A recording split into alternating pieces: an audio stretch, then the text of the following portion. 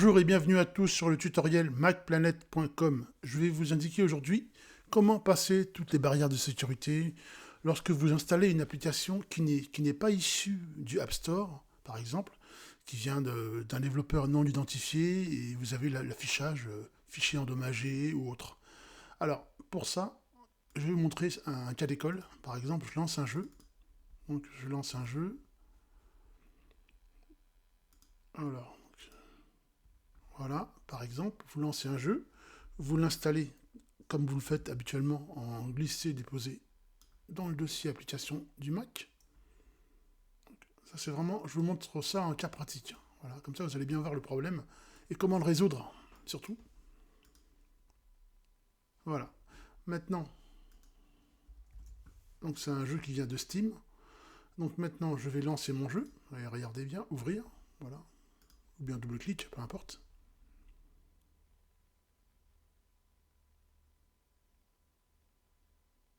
Voilà, donc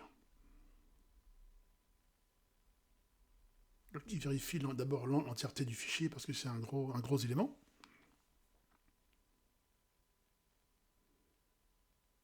Voilà. Et là, on me dit, le fichier The End of the Sun est endommagé et ne peut être ouvert. Vous devriez placer cet élément dans la corbeille. Alors, donc on fait annuler. J'ai déjà expliqué une astuce pour bien faire. Pour bien faire manuellement, on peut le faire. On va dans Utilitaire, où on lance Terminal, ou avec Spotlight, on lance Terminal, peu importe. Pour bien faire, il faut lancer une ligne de commande manuelle. Je vais vous le montrer. J'ai fait l'article sur MacBook City. Voilà. Pour bien faire, il faut lancer la commande suivante. Voilà, excusez-moi. Voilà, donc, voilà, lorsque le fichier il indique vous avez cette fenêtre, il faut lancer la commande manuellement pour déverrouiller les passages de sécurité. Vous devez faire XA2TR RC / d'accord, espace, et là vous devez faire un drag and drop de votre application. Ça c'est la méthode manuelle. D'accord. Ça c'est la méthode manuelle pour passer le bac à sable. D'accord, la sécurité. Mais moi je vais vous proposer une méthode différente et plus rapide, qui vous évite d'utiliser le terminal. C'est de télécharger Sentinel. Donc vous allez sur le site de Sentinel, le GitHub. Je mettrai l'adresse en descriptif. Vous prenez le fichier zip. Donc vous prenez Sentinel. Sentinel, il est là. Bon, ben, bien sûr, vous le glissez-déposez dans le dossier application, comme d'habitude. Sentinel. On lance Sentinel. Ouvrir, bien sûr.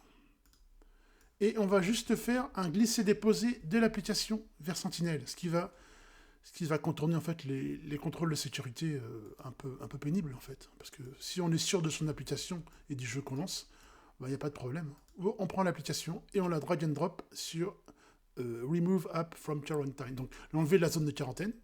Voilà. Ensuite, vous allez lancer votre application.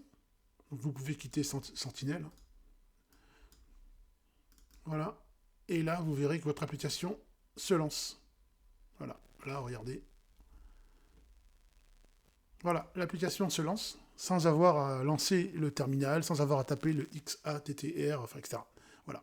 Donc c'est une application qui permet de déverrouiller les applications qui sont surprotégées et qui ne sont pas connues par Apple, mais qui fonctionnent quand même, qui ne présentent pas de risque sur votre Mac, puisque vous savez ce que vous faites en général.